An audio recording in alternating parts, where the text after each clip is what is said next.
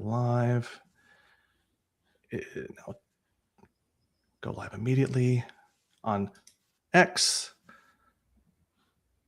And then are we there as well for Rumble? I believe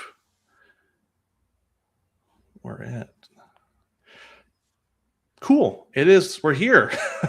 Welcome to Bring the Receipts, this little show of mine where we prove the concept exhaustively and in great detail. I've got RuleOfThule with me today. And hi, glad to be here. Yeah. I'm glad you are here because I've been very fascinated by some of the things you've been writing lately, and this general journey towards defining what an RPG is. As someone who comes from a very conventional play and who's been moving backward, trying to explore from great disappointment to enlightenment, this is very, very fascinating. I'm very excited about this and to be schooled, as you might say. So let's begin. I want to shout out here Enraged Eggplant, hello, as well as Jeffro Johnson. Hey. Cool. So I guess the best place to start for this would be just kind of from the beginning, and as quickly as you can, just kind of your entrance into all this. What started you down this path of wrestling with this thing, and we can go from there and get into a few pretty big topics as well. So just kind of give us a little snapshot of you before we move forward. Well, my start into this, I came into RPGs pretty late, like later in life. It wasn't a part of my childhood, but I became interested in them because they were kind of adjacent to board games and to some like skirmish war games, that kind of thing. You know, the people swim in the same waters between those three is what I'm trying to say. And years ago, I was running a lot of experiments in a game called Stars Without Number. And we ended up using the thing that I remember, the thing that like I kind of was hooked on. The important thing was that we ended up using one-to-one time, although we didn't call it that. We didn't have a name for it. We ended up using one-to-one time in an effort to make the faction elements of the game work properly, because they don't really work with pause time. It doesn't, like, the faction elements in the game don't really make sense unless it's like there's some kind of space for them to do things and then for people to respond. It just didn't make sense. And to put it briefly, I would say that the experience was not, it wasn't like same day immediate, but it was like the second session that we did in the world, trying to keep everything like, hooked up to the calendar, basically. It was like finding a hidden switch on the back of the game world, and we just flipped it to the on position. It's like it just turns the game on. Whereas in most cases, the conventional experience is that the game world is like a little puppet show that the referee has to make. He's just making something up for the players to interact with. But when you have one-to-one time, it's like things just seem to happen on their own. It's like the space existing there causes things to happen. Like it's the nature of role-playing games that they generate things, that that stuff just comes up out of the ether, that unexpected things happen. It's the nature of those things to happen. And one-to-one time made it kind of all sit together. Anyway, years later, this is, we kind of split up for life reasons. Life happens. Yeah. But years later, this idea was kind of sitting in the back of my mind for all those years, until I was listening one day to John Mollison at the Joy of Wargaming. And he was talking about this guy, Jeffro Johnson, and about one-to-one time. And it just brought all those memories back. It brought all it brought those experiments back to me and all those ideas. And it's like I could tell they were talking about the same thing. I could tell they were talking about that same thing that I was doing, but which it was just, for me, it was just like a toy. It was like an experiment. it wasn't something that I took seriously enough. Like I wish I had taken notes on it. I wish I had, written everything down. But all I have is like the memories that I brought with me, and that's how I. Well, basically, I started reading all their material. Made a lot of sense to me. It explained a lot of the effects that I observed. Uh, in my experimental game. And at that point I made a Twitter account and started interacting with the pros. And now I've been writing on Substack for some years about basically about RPG design principles, and trying to get at these at these like these like foundational questions about RPGs, not just should we use D20s or D12s or whatever, this kind of silly trivial stuff, but like the big questions. So that's where I come in. Yeah, yeah. And I think that's kind of what we're angling for today, even just this foundational look at RPGs. You had mentioned earlier one-to-one time, you kind of explored that and then kind of had that resurface later. But I don't know, I see it kind of, you and I were talking earlier before this, and we kind of, you broke it down for me in like 3 different areas, starting with like the one-to-one time thing was the big foundation for this, the start of this. And then leading into conceiving or conceptualizing of RPGs. And then kind of your big article at the very end that I've been reading a few times because it's been very fascinating, and kind of the impetus to kind of bring you in and get us down this road and talking about this. So I guess sure, yeah. I mean, we can angle things like towards that, the latest article. So just to throw something up there to hang on to, the latest article is the sort of latest tech, you might say, the technological, the fruit of all of our attempts to define, to like actually figure out unambiguously, what is a role-playing game, like what is it, what is the purpose of it, how do you I mean, if you can't define what a thing is, if you can't figure out, if you can't make distinctions, if you can't make important distinctions, then you can't do something better. You can't figure out what you're doing wrong unless you just kind of run into a brick wall over and over, which is what everybody does anyway. And so the idea is just to figure out what is a role-playing game, like at a fundamental level, at a foundational level. What is it, and like how should we interact with it to get the most out of it? And is there some bigger picture that we're all missing? And the answer to that is basically yes. Yes. Yeah, and I think when reading this, the thing that stood out is what you said about coming to grips with like defining things, defining the elements of RPGs, and if you don't have those, then I don't know. For me, it felt like being adrift as I've been working backward, coming to some of these ideas, eventually to this very article. Just everything has such a generic terminology. Nothing is defined very well because everything is kind of everything. Well, all the terms loosely mean. I mean, for example, when somebody says RPG, you're not sure whether they're talking about the rule set or they're talking about like just an activity that they're undergoing. You're not sure if they're talking about, these days people say RPGs just to mean like computer games like Baldur's Gate and things like that. And there's so much there, even words like campaign. I think campaign is the worst victim of this. Yeah, very much. I've been feeling that these days for campaign, the word campaign specifically, as I've been reading more from the bros and delving into that. Just it's starting, and the way everyone else uses it, I don't know. It's sure, yeah. I'm right there along with you on that.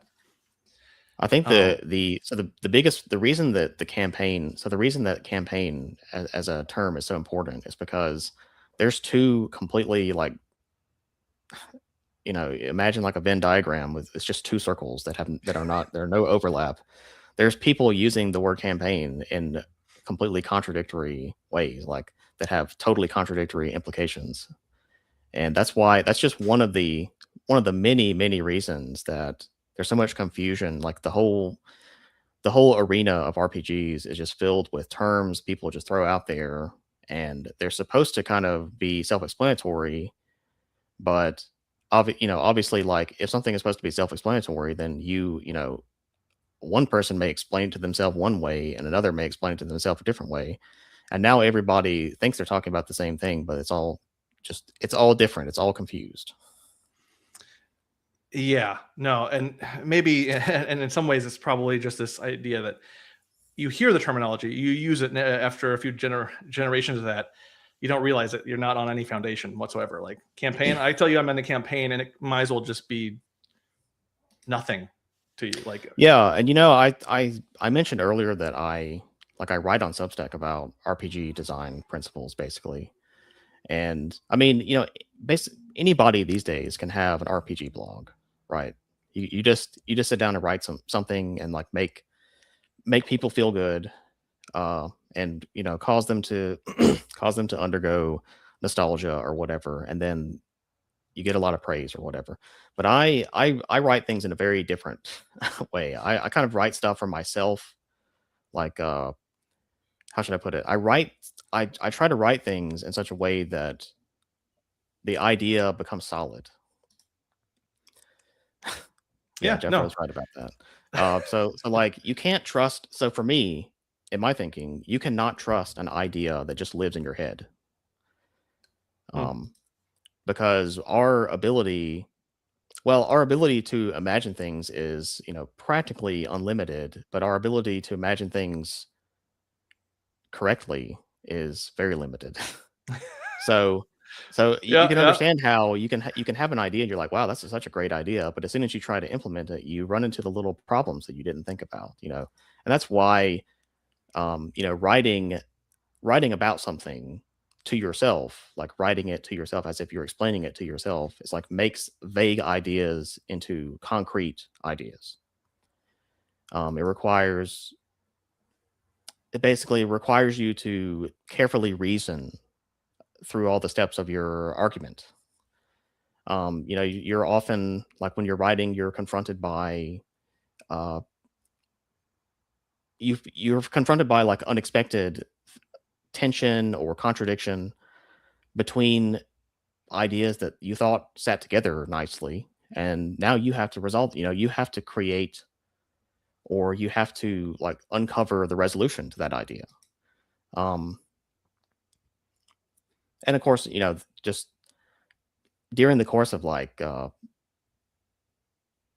while you're writing, you're tightening up your conceptualization of whatever your argument is. You encounter things that you just didn't expect at all. It's like a realization hits you while you're writing. Just the fact of trying to catalog the idea that's in your head causes something new to come in, and that's where you actually learn. You can learn something just from trying to write it. That's how I try to write. That's how I try to put things together. yeah. And if I may be so bold to suggest that that's not a thing that folk who play in this realm, this hobby, necessarily do. Going Yeah, no, into it, like, I've read all the RPG blogs, and basically, nobody really does that. So, well, and I mean, I can't dog on them without dogging on myself too, because I'm coming back. I am, you know, I've sinned as well, so I'm casting those same stones. But your point's interesting in that putting the argument forward on your own, just as you put it out there, creates challenges for yourself, and that's yes, very yeah. interesting. And I mean, Well, I it's like had you have an intuition. Your intuition tells you to go in a direction, and when you start writing it down, now it's not just a floaty like liquid, ambiguous idea. Now you have to make it into a concrete, like somebody's going to read this and they're going to complain that you didn't make yourself clear, right?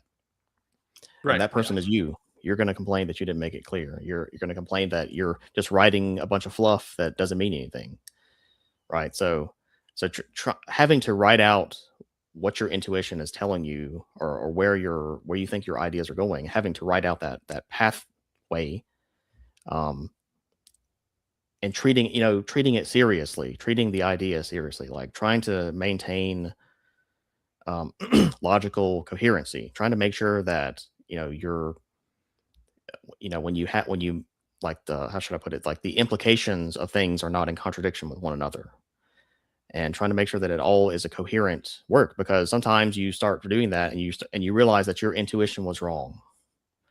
You realize that you missed something, and actually what you thought, it doesn't actually work that way. In reality, it works a very different way. And I mean, that's how, if you try to write about a deep kind of a more foundational problem, you will run into this all the time, because it's like your intuitions operate partially on the muddled terminology space that you're swimming in.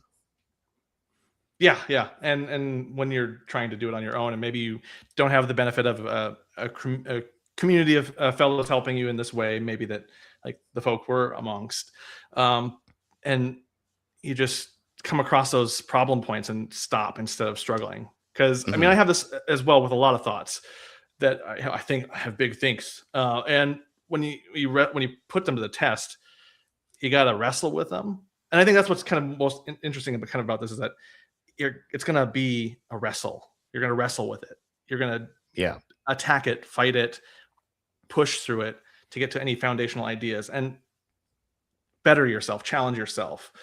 Um, uh, Essay writing is the process of discovering what ought to be True. said. I like that quite a lot.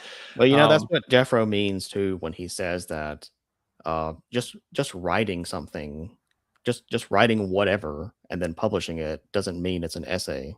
Like an essay is something where you explore, where you undertake the task of laying out an idea. That's a very different thing than just and writing that's something led straight by out. just the content race. Everyone's got to make a content. If you get in the hobby of Not TTRPGs, and me, not me. Look at my Substack. I don't make content. There's, true. Um, but that must be that. I feel like that's the seminar or the kind of the intro video you get shown if you're into the TTRPG hobby. Is like you got to produce a lot of content, and that content's got to be not very Yeah. well thought out, but burst forth.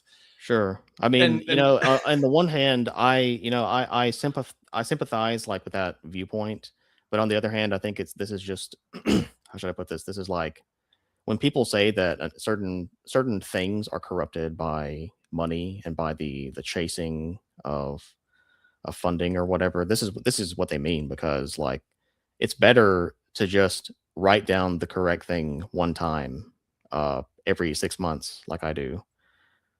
It's better for humanity. It's better for all of us if somebody can just write something down that has that directionality of correctness to it, that's going somewhere good.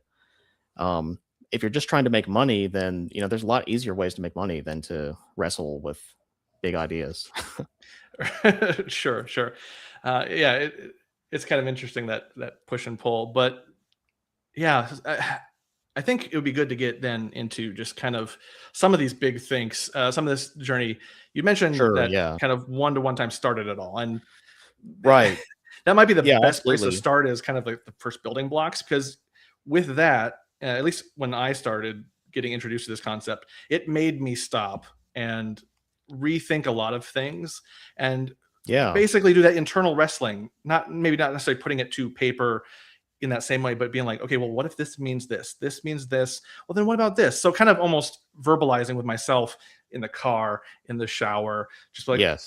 arguing outright with myself, like, what's this mean? Well, see, And that's why you're here. That's why you're like under one banner and not another, because you heard this idea and you said to yourself, you kind of internally grappled with the how should I put it, the transformative nature of it. Like it's not just a little trinket that you're gonna pop into your conventional campaign. It's not like that. It's not a toy. It's not one of these trivial things like, okay, we're gonna give all monsters, +5 hit points or whatever. right, That's right. that's not gonna have a transformative effect on your campaign. I'm sorry, guys, it's not. Well, But then it just kind of starts that's to how break that's the how everybody likes to. So I think that is a good starting point, one-to-one time. But actually, before we get there, I think we should talk about where most people start, which is conventional play. Yep, yep, Because yep. that's like the framing where everybody comes at these ideas from conventional play. So what is conventional play? It's kind of difficult to give a really like a really airtight definition of it, but everybody knows what it looks like. It's the thing that's most common out there. It's like your pattern of one referee, you have one group of players. We call that a monoparty. It's like Yeah, yeah. the players are always in a little clump, like like you're playing wizardry, like the what are they called, blobbers, right? That's what people call them, blobbers, because your party is like a blob. They're not like individually, your character's not individually represented. Um, Right, but right. that's what it's like. It's like a mono party. Everybody's just palling around town, all tied at the hip, basically. Um, that creates a They're the vultures from the Jungle Book. Like, what do you want to do? I don't know. What do you want to do? I don't know. yeah, and this mono party pattern, like where everybody's just palling around all together, creates a spotlight effect where the only thing that anybody sees is the thing that everybody sees. It's like there's nothing going on except what's going on right here, right now. And the most important and sort of unspoken uh, last big element of conventional play that has only been revealed by the efforts of the Pro SR is that conventional play has as one of its kind of like foundational concepts is forced cooperation. So everybody is forced to be on the same team. Everybody is forced to be like on the same side. It's like we call it the get along game. Yeah. It's like not only are you all palling around town, it's that there's not even the possibility of one of you, uh, like there's not even the possibility of saying, well, I'm going to go off and do my own thing, perhaps to the detriment of everybody else, because that's not what they want, but that's what I want. There's no, you can't do that in conventional play. Like if you even suggest it, people get riled up about it. Well, yeah, it's even become its own conventional wisdom. Just you get along because you Yeah, don't ruin everyone's fun. You don't ruin the players' fun. No, no, no, don't do that. No, no. and conventional play, like at its very best, it is kind of like a sequence of adventures. A sequence of adventures between a little a fellowship, a little troop of friends or whatever. And you get to roll some dice, you get to interact with some monsters in a dungeon, you take home some gold, blah blah blah blah. Right, but it's like the world is fake. That's one of the things you don't realize until you play in a game that's been foundationally um, transformed by these other ideas, by the Bro SR ideas. You don't realize how fake the world was until you see what a real world is like. Um, and one of the so like why talk about conventional play if we're here to talk about doing something different? And it's because one of the biggest confusions. So I think a lot of people, it's hard for me to understand exactly what page everyone's on, because there's a let's say a multiplicity of ideas out there. Yep. Many of them not good, but one of the patterns that I see all the time that I don't think I've explicitly made a big point about, um, is that there's so much confusion in RPG discussions that comes from people who hear a term, like just some kind of piece of terminology, and they immediately they don't even think about it. They don't think, oh, I should go read about that. They don't think I should look up the rules for that. They immediately begin imagining how they would incorporate that term into their conventional games. And this is where you can go wrong. I mean, like for example, obviously, just you can't incorporate one-to-one time into your conventional game. It's not like giving the monsters +5 hit points or whatever. It transforms everything. But this is what happens. And I mean, I think one of the biggest ones for me is PvP. People say PvP all the time, like they know what it means. But what people hear, or what happens in their minds when they hear PvP, is they say, okay, that's my conventional play campaign, plus the players are allowed to attack each other. but that's not the right framing. That's you're Right. missing the whole point. That's, but that's what people think. And another big one is like, when you talk about sandbox play or you talk about West Marches, okay? So Yep. you just think, well, sandbox play is it's conventional play, but we're not doing a story. We're not doing the DM's, narrative story, whatever. We're instead it's like an exploration game. It's like an explorable little world. So again, it's the wrong framing. It's just get along gang plus tourism, basically. You're just touring the world, Yes. Yeah. Yeah. like the world is still a stage. It's still just a play that's put on by the game runner. Yeah. And I another feel like I've one, approached those terms too, just in that same way, back yeah, in it's my like more immature days. the Yeah. and it makes sense because it's like that's the least how should I put it? That's like the least energy expenditure is just to say, well, let's think about what I'm doing right now plus this idea. Right. Right. And I the mean, that's problem is yeah. these things do not conform to your arithmetic. So uh there's another one that I don't like. When people talk about domain play, and like we all know that you can do domain play in the most conventional campaign ever. That's just conventional play plus like empire building stuff. Right. Right. That's not what's happening in Bro SR campaigns. That's not, it's like it's You're giving just people the wrong idea. you're describing like every like term point that I've just like kind of flailed into, like someone has Well, catapulted me into each one. I have noticed that people try to talk about these things, but they immediately go off on the wrong track. And I think it's because they're doing this like they're trying to say, well, we're going to do this like conventional play arithmetic where we take our conventional campaign and we add this term into it, and now it's like domain play. We're doing domain play. It's like you're not. I mean, you are in some kind of Webster's dictionary sense, but that's not relevant. It's not like really meaningfully. That's not what we mean. Is what I'm trying to say. Yeah. Yeah. So I as I kind of said, wonder. Yeah. yeah, go ahead.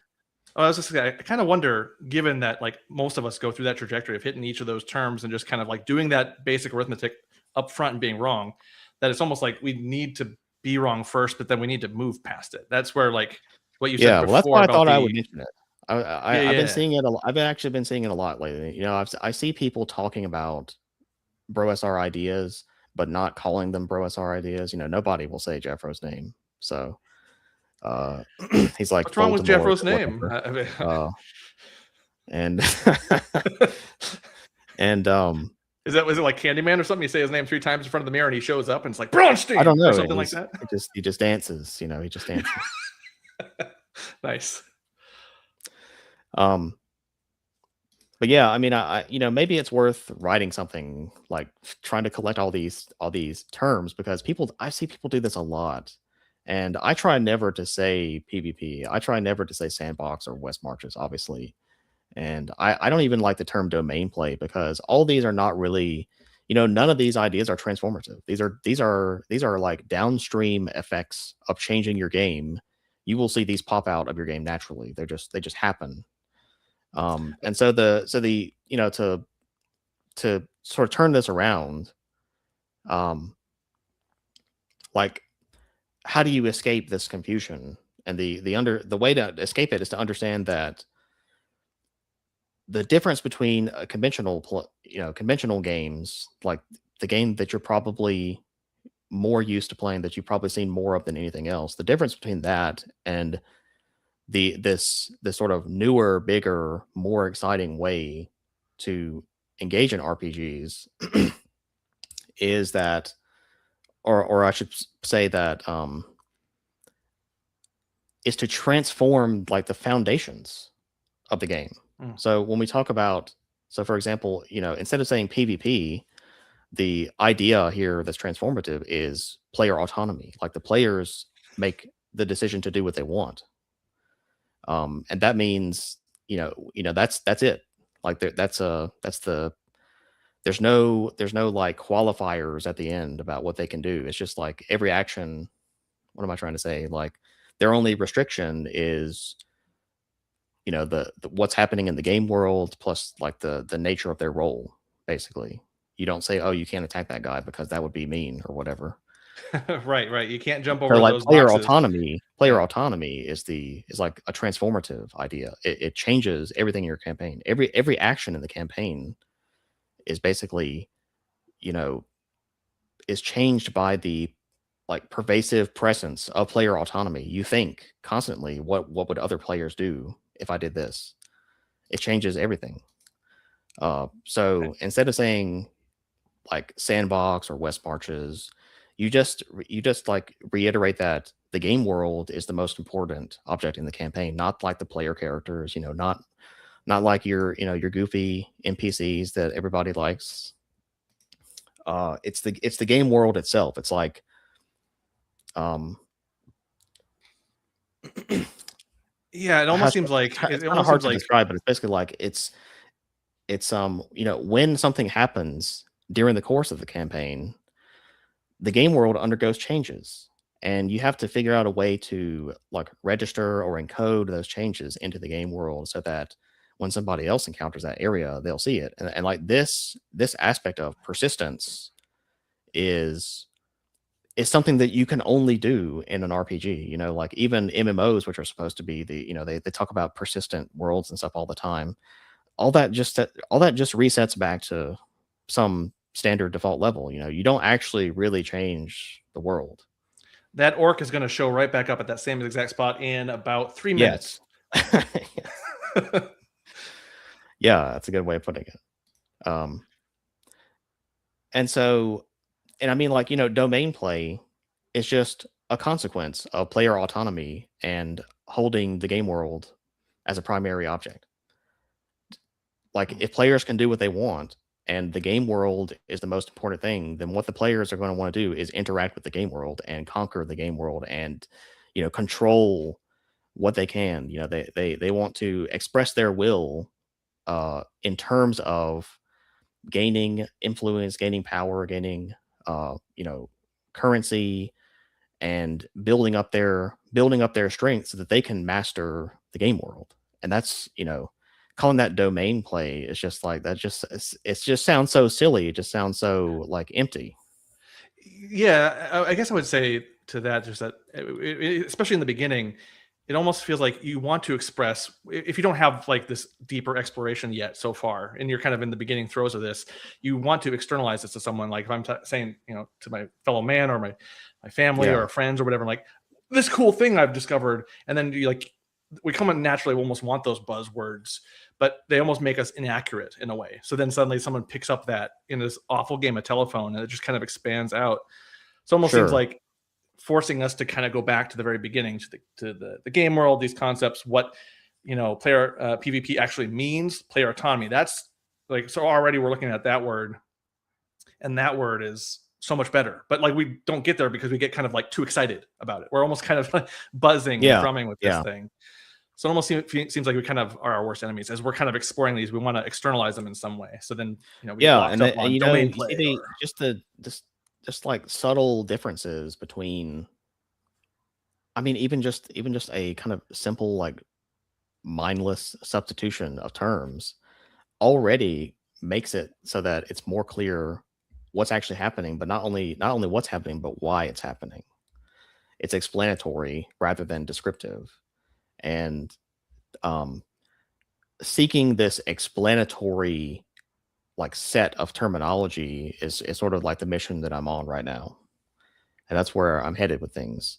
So if you look at anyway, now that we talked about uh, conventional play, and we said, well, the way people the way people tend to approach these interesting ideas is trying to say, well, how can I add this? How can I just like arithmetically add this into my existing setup? It's like you can't do that. One to one time, the people that are never going to try it and that are never going to engage in good faith with you will always talk about the mechanics of one to one time. They'll say, they'll say like, oh, I can do that with pause time. They'll say, oh, I can do that with a Gantt chart or whatever, and that's irrelevant. That's irrelevant. All they're talking about how should I put this? Like they're trying to reframe the argument over one-to-one time as if it's about causal consistency. Okay, but any timekeeping system is necessarily causally consistent. Like you know, you can line everything up in order. You can already do that. It's a given. Like we don't need to even talk about it. So this discussion over like the mechanics of one-to-one time is just dumb. And instead, the most important thing is that it completely transforms the way that players engage with the world. Yeah. And so like so how should I put this? You know, a lot of people out there maybe, you know, not like up on this level yet where they're talking about completely upending, you know, transforming their game into like a real, you know, realizable imagined second world that we're all that's like shared between a whole bunch of people and with all kinds of stuff going on. They may not quite be there yet, but like if you imagine going into a dungeon, okay, the typical dungeon experience is that you go into the dungeon and you say, well, you know, we found these skeletons in this room, but right now our health is too low or whatever, so we're gonna skedaddle out of here and come back later. And so they come back next week and they're all rested and they just beat up the skeletons. Okay. But in a one-to-one time context, it's been, you know, typically it's been 7 days since Yeah. you last saw the skeletons. It's been something like, you know, it's been several days. So you realize that you might go back there and the skeletons might not be there and the treasure that they're guarding might not be there either. And just Yeah. that realization is enough to say, okay, well, yeah, actually there's tons of stuff going on like in the what I previously considered to be the dead space uh between sessions. Right. You expect that treasure hoard to be, you know, highlightable in your MMO. You can walk over Yeah. to it and it'll refresh every Yeah, 10 minutes or whatever. you follow the yellow paint. Right. Yeah. This one-to-one time, this shift in thinking of like, well, if you leave for a week has passed. Yes. I'll admit it took me a while and I wrestled with it for a while.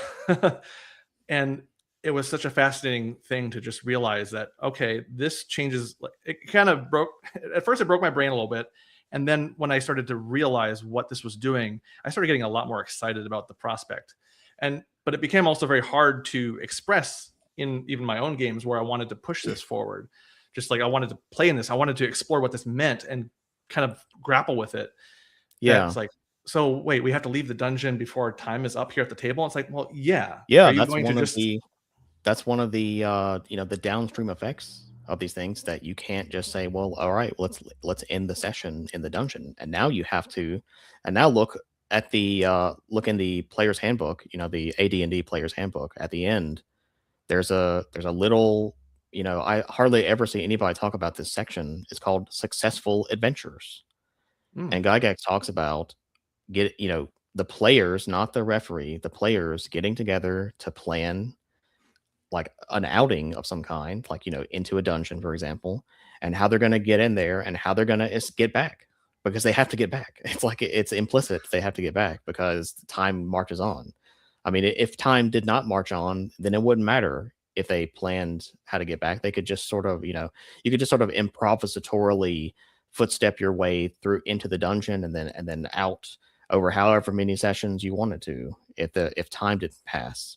But the fact that time is always passing, the fact that things are going on means that you actually have to, you know, you have to actually approach the dungeon like an effective team trying to actually accomplish something.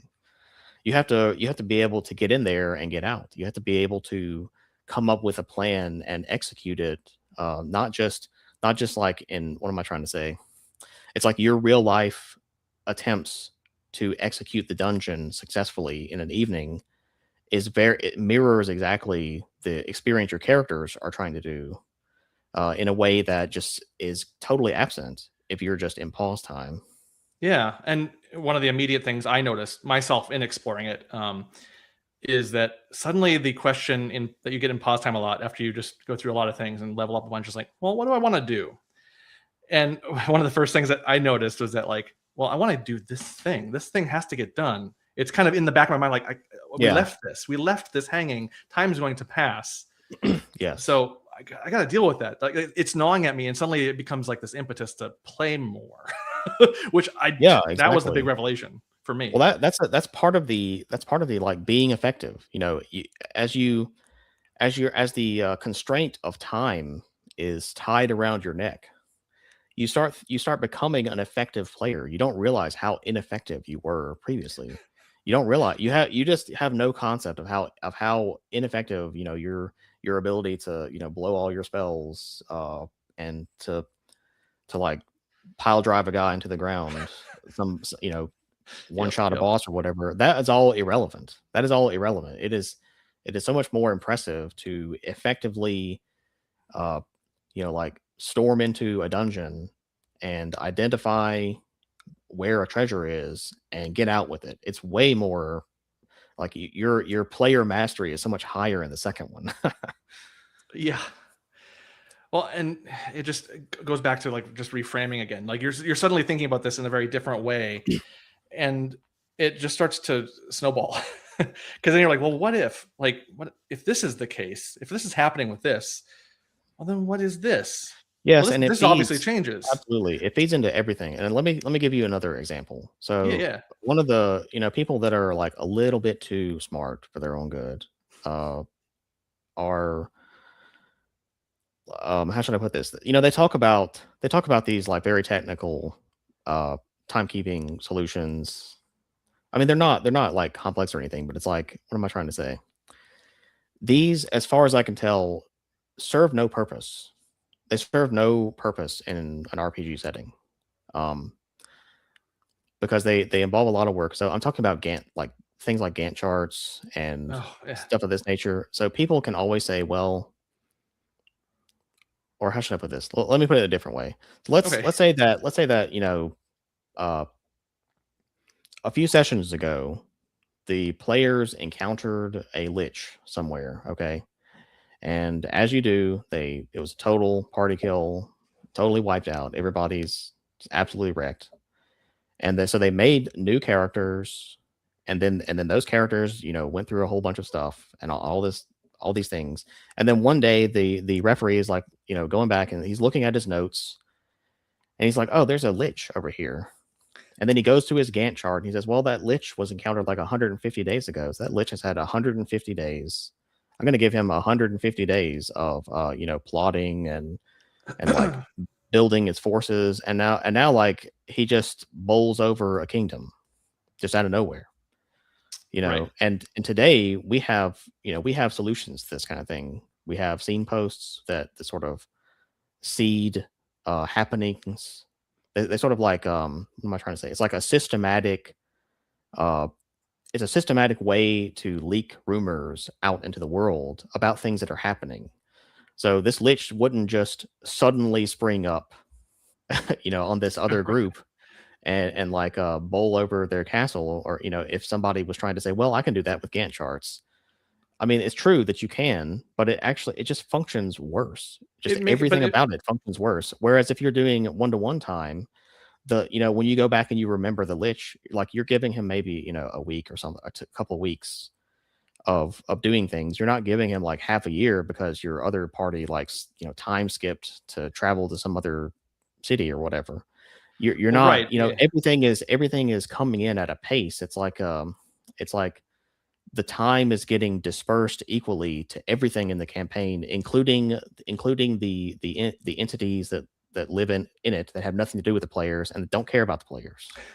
Well, and if you're not using that one-to-one time and you're using those Gantt charts, like you say, you're kind of almost working from a place of, okay, time has passed. Oh, wait, I need to backfill this, which is a very, Yes, I've found in my experience that is a terrible thing, doesn't work yes, well, and creates a absolutely. lot of problems for myself Yeah, and frustrations. absolutely. That's another And that I didn't even mention that, but that's like if you so we all have this understanding that if you reach too far forward in time, you will make things difficult for everybody up until that point where you reach, because now you're constrained. Now the past is constrained by the future that you know is set.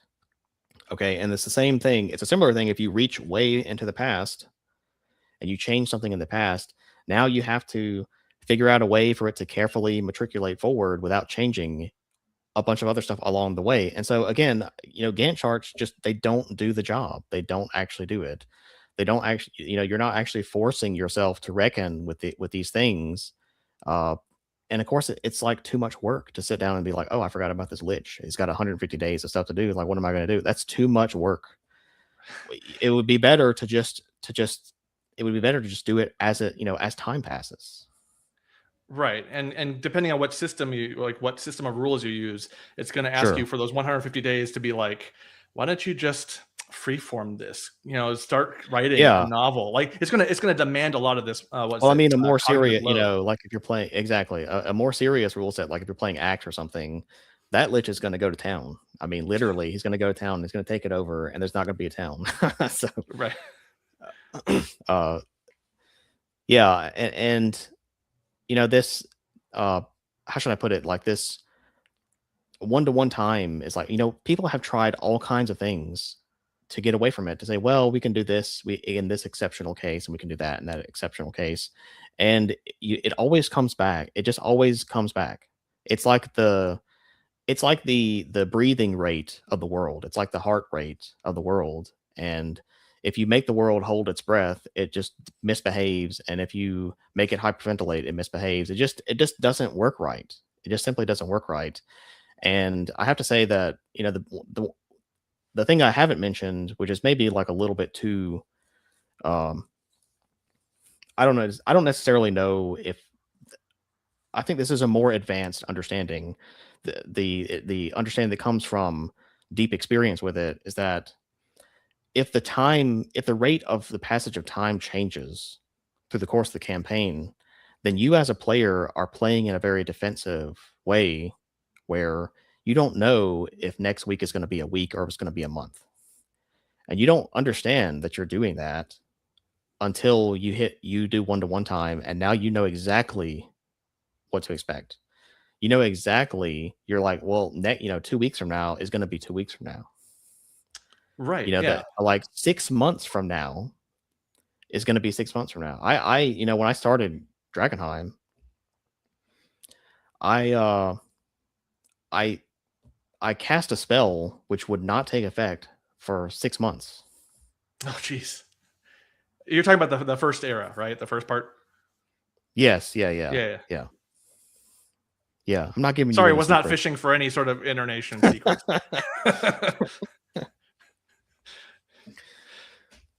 Oh, I see. You brought me on here to farm secrets. What are you doing? No. It's like, yeah. What is Halcyon up to these days? Well, and like we're engaged in also various different time things from the one-to-one time playing the future. So like I'm in that territory right now, and it's kind of exciting where it's like, well, things are in motion, things have happened, are happening, and I don't know, it's been very exciting, but I obviously can't talk about it. Yeah. But yeah, no, it's interesting approaching Jeffra that. has a great comment here. Oh yeah, let's share it. He says the best thing about it is you never have to explain to anyone that wants to do something what day it is in the campaign and when their actions will be completed.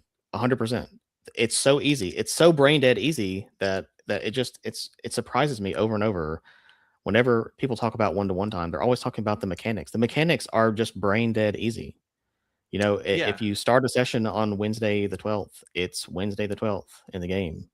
And if it goes 2 days ahead, then those characters have basically gone 2 days into the future essentially, and that time will catch up to them. It's like Yeah. it's so simple. It's just it couldn't be more simple. Another It's thing it does literally optimal simple. Yeah. Another thing it does of interest that it's been hitting me a lot, and I've had some trouble with players who are trying to still grapple with this one-to-one time and what it means is that like suddenly like let's say I can't place a set for a couple weeks. I'm a player and I can't play for a couple Right. weeks. I'm on a trip, but my character doesn't have to just stand still. So then you're starting to think like, okay, well, with this one-to-one time, these things are moving forward. Yes. Now, what play means has to go under scrutiny. I have to start reflecting on what play means. And Exactly. now play isn't always just the 4-hour table session, the 8-hour table session if you're, under 20. And just like, it doesn't have to be that anymore. It can suddenly be like, Exactly. And the terminology, here's another like term that people use. They use the word term downtime. Now, when you're playing 1-to-1 time, downtime is not downtime. It's all uptime.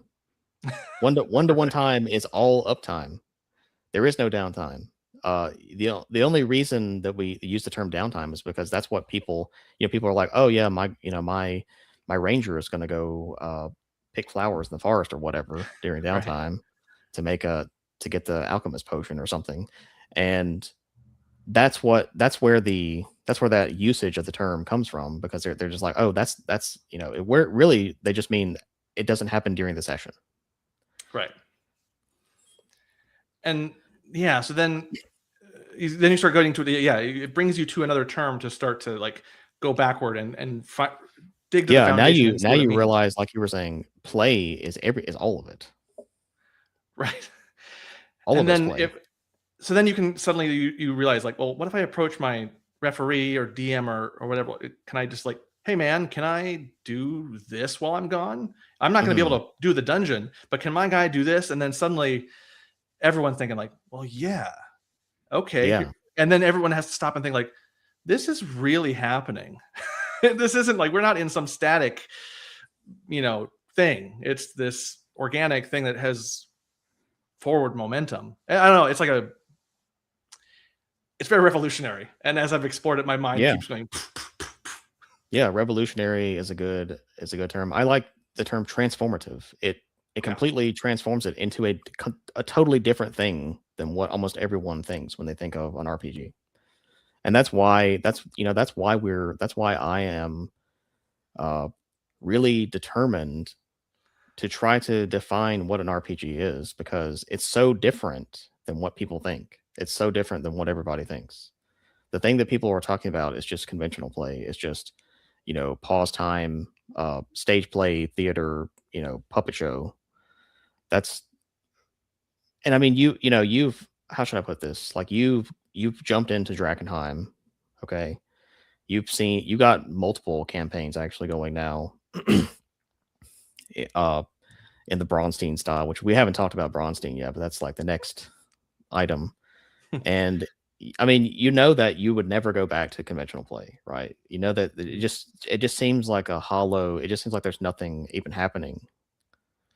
Right. Yeah. I've had those moments every now and then. Like if I'm having some trouble sleeping, I'll look backward a bit and be like, could I ever go back? And then I look back at what that was and how static, like flat everything was. Right. And like, but I couldn't. My brain doesn't work that way anymore. When I look forward in games like Drakenheim or even my own, I'm like, well, like you can do anything as long within the parameters. Like do something. You can move forward. Yeah. Nothing is stopping you other than limitations, rules, or those basic things. But Right. I have agent. There's like agency. I can do stuff. I don't have to like Yes. wait.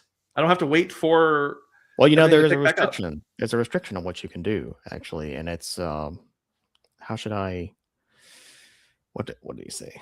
John Mollison, the way he says it, I like. He said something like, "You can do anything, but you can't do everything." Right. Yeah. Yeah. That's It's that's like you awesome. can do whatever you want, but you have to understand that there will be a cost, and that you're not also, at any given time, you have goals, for your character, maybe for yourself as a player, you want to accomplish something. Uh, and those goals involve, the near term of those goals involve, like, I could do A or B or C. I want all these things done, but you can only do one of them at a time. You can't cheat anymore, and you can't say, "Well, referee, can you skip me ahead 6 months so I can have all this done?" You can't do any of that. You have to actually do the work. You have to actually get it done. Well, right, and it stops you from thinking as a player in terms of backfill. Like the one thing I always got a lot in play was my can my player have been doing this when we're in the moment, Right. and that was always a Yeah, tough one. and reaching back in time, like you said, is difficult. It creates, it's like it creates a causal overload when you're trying to think if it would affect a bunch of things that have already happened. It's just very difficult. Right, and sometimes it's is innocuous enough, like oh, my guy would have bought a rope. It's like, well, okay, that's within reason, but then you got someone like my guy would have been studying this for 6 weeks, and it's like, really? Yeah. So we have to stop this, and we have to go back in time. We have to do this to make Yeah. sure that it makes sense for what we're doing now. So then you kind of start to break things. But if you're thinking that like, well, no, can my guy start researching it now? You've just started a process. Like Yes, it's more active. It feels like. that's right. Well, it's also like you're actually committing to a task instead of just saying, "Can I get this task done for free?" Basically, Right. committing to the task. I mean, how should I put it? When you have to, when you have anything available to you, but the constraint that it takes time, you very quickly learn what is important to you. Whereas Yeah. if you can just beg the referee to skip time or whatever, then you don't really get a sense of what's important. Like maybe all that extra stuff that you did was really ephemeral and wouldn't really have mattered, in a real campaign. And you would have had other priorities. But like, it's like, and this, this all this stuff that we're talking about with one-to-one time. There's a reason that we're practically almost already talking about Braunstein. Yeah. We're already basically talking about Braunstein because, as Jeffro, I'm trying to let's see.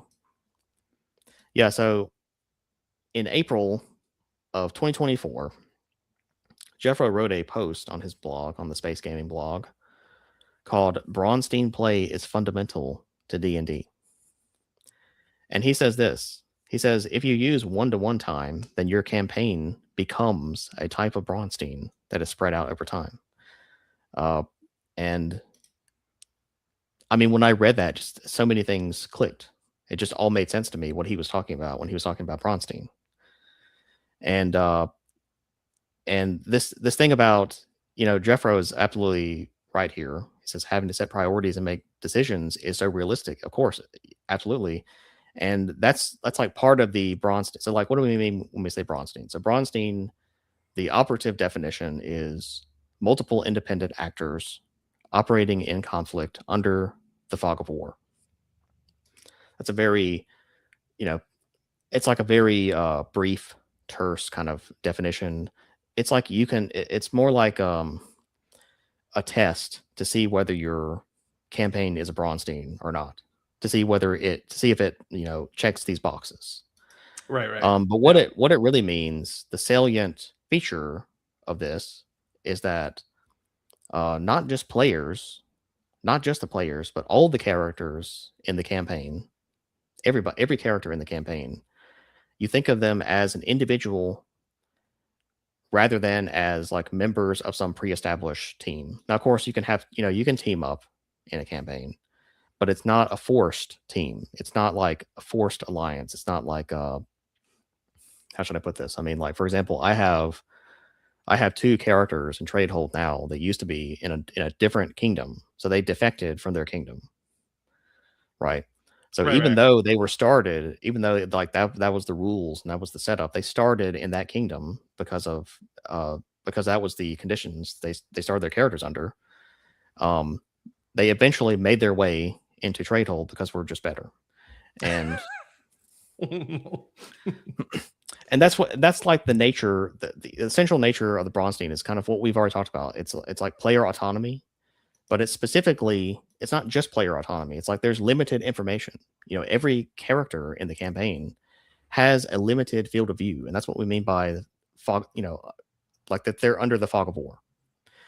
That every character has only the things that he sees and the things that he hears through his information network, and the things that are public, right? Right. The things Yeah. that are like reasonably, the things that you would reasonably know. And this is how should I put this? This is as far away from conventional play as you could possibly get, because first of all, like obviously, the player characters, like the characters that are controlled directly by players, are given some sort of precedence. We'll say just implicit precedence because they're the ones that are being actively maneuvered. But because of one-to-one time, you can always say, well, they ran into this thing, they ran into this NPC over here, and now that NPC seems like an important member of the campaign. Like they seem like they should be a first class element of this campaign. And now I'm going to give that NPC. I'm going to either control it as if it was a character, or I'm going to give it to somebody to control as a character. and you just think of you think of the world as a first class object. Like there's nothing more important than the game world itself, like the characters in it, and you just treat everything as if it's real, as if it's like realizable, let's say. Yeah, yeah, and even to the point of the perspective, I know things that you don't know, and you know things that I don't Exactly. know, Yeah. and you and I could come together on a dungeon delve, and we'd have so much different history and perspective, even just in the small time we've been playing. Yes, that's right. That like we, it encourages agenda in a way that like I've never had before any of this. That like I have my own reasons for wanting to be here, and they're going to be Yeah. different than yours. And Yes. can we work together long enough? Will there be problems? Yeah, Well, exactly. And maybe. we're sort of it's like every character in the campaign is inherently in competition with every other character. Just in the same sense that it's true in life, that it's all kind of like a big competitive game. But that doesn't mean Right, that we're all like, you know, like as soon as you come to the dungeon delve, I'm going to assassinate you or whatever. That doesn't mean right, that right. we're enemies. It means that any alliances that happen are real alliances. Any cooperation that happens is real cooperation. It's not fake. It's not forced cooperation. It's It's not it's a free it's like friendship. people It's like deciding. Yeah, it's it's like this people trade. deciding to work together. And Gygax also, I've already mentioned the successful adventures section in the player's handbook, in the AD&D player's handbook, and he talks about this too. He talks about this idea that like even evil characters, if they can hide their evil nature, they will want to cooperate for the sake of achieving their goals. They will want to cooperate when they're low level with even with good characters, um, if they can get a haul and get some levels, get some power out of that. That is in accord with their nature, and it creates this asymmetry where Gygax basically says that if you're an evil character, it's implicit that you're going to hide your alignment. It's implicit that you're not going to tell everybody that you're a sociopath or whatever. Right, right. Uh, and Yeah, so this concept of how should I put it, like alliances and cooperation and friendship and enemy status being earned. All these things are earned. Like whenever somebody comes to me in through some kind of diplomatic uh communique and trade hold, I'm not like, oh, the enemy is in touch with me. I'm like, I just look at whatever they're offering and I think, well, would the trade hold director, would he think that there's some kind of value in this proposition? And if right, not, yeah. maybe he suggests to change it. And that's just how it works. That you just operate like that. It's just that that the removal of the forced cooperation just opens the game up. And it's amazing how it all fits together. It's like one-to-one time, we started talking about it. We organically arrived at basically talking about Braunstein dynamics because of the way the world works, because of the way character motivations and things work, and they just live together. It's like if you play one-to-one time and take it seriously, you will. That's just diplomacy. If you play one-to-one time and take it seriously, you will run into Braunstein. You will run into characters working at cross purposes, not necessarily because they've decided to do so. They've decided to have enmity with one another, but just because this guy's working towards A and that guy's working towards B, and they're mutually contradictory. Yeah, I would, and I feel like that would be maybe where people get thrown off is because they're still too ingrained in the bad language, as it were, like PvP. Yeah. You So when they think say you have to PvP, fight, yes, they but think, okay, paladin versus rogue, middle of the street, go, boom, go. well, right, and to be fair, there is some element of that. Like if there is a faction that is just paladins, we're just the godly bros here, and Yeah. you know, druids want something or want to join up. No, let's Yeah, just yeah. let's push them aside. Let's not deal with those weirdos, right? They're going to steal Yeah, some that's like the NPC thing and that you sacrifice them. that's a really important aspect that I want to underline. I already said this, but I want to underline this. Player autonomy does not mean you can do whatever the player wants to do. You are still constrained by the possibilities that are available to you in the game world, plus the nature of the role that you're taking on. So if you take on a different role, you have to play that differently. You have to play it according to that role. So just to be clear, that they like you can't play it incorrectly and say that you're playing a Bronstein. You're just playing it badly, you know. Right. Yeah. No. And it's reminding me of just a few months back, the druid situation that I and a few others in Scudder for Mike's game ran into, where eventually we all skirmished as two different factions, so to speak, two different parties. There Mhm. was the lawful good folk from the city going to avenge a most beloved NPC that we as druids sacrificed, and it created this interesting kind of, it turned a switch, like for me, in Yeah. terms of these concepts, where it's like, this this is fine, because on the one hand, okay, I'm in druid mode. Here's what we want. Here's what we're doing. This is what we got Yeah, to do. exactly. And then Exactly. click. Okay, I'm a lawful good fighter. These guys suck. And like it just kind of that back and forth, like just was like an almost immediate jog into these two. It was like this weird self convergence that kind of Yes. made the formula work. It kind of like opened my eyes a little bit in a sort of solid Well, I would Damascus sort of say way. that when you play in a Bronstein, it actually clarifies what is meant by your role. Yeah, Because yeah, if you're in a forced cooperation scenario, your role is subordinated to the sort of like committee decision about what everybody's going to do. Your role becomes a lot less meaningful because you never actually get to exercise it. You never actually get to say no. I'm cutting ties with you if you decide to do this. You never get to do that. yeah, yeah. And it seems like it just kind of leads you to this thing of the character, the campaign, like the characters of the campaign, like you wrote in your thing, if I may jump a little bit, Yeah, that go ahead. they believe the world is real because they're operating under these ways, and then the players believe that world is real. Yeah. That kind of relationship, you suddenly have to explore what that means on the player end too. That playing Yes. that role, and I've been in Right. that headspace a lot lately of just like, yeah, if I'm a druid, here's what I'm doing.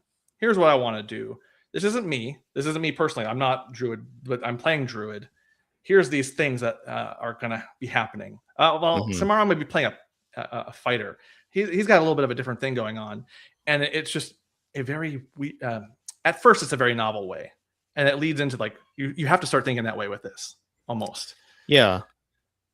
And honestly, the problem is doing it the other way now obviously makes no sense. Right.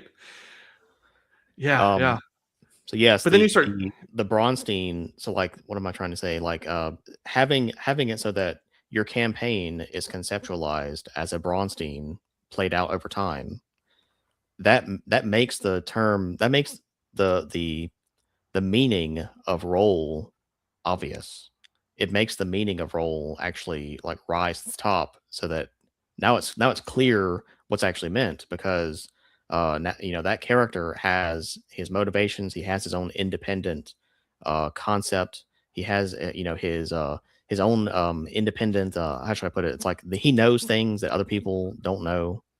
He has his own field of right. view, and he's going to behave according to that field of view and according to the nature of his character, and it just makes so much more sense like that. It just makes so much more sense to have cooperation and to have the uh, uh, conflict center around these more fundamental differences in the characters.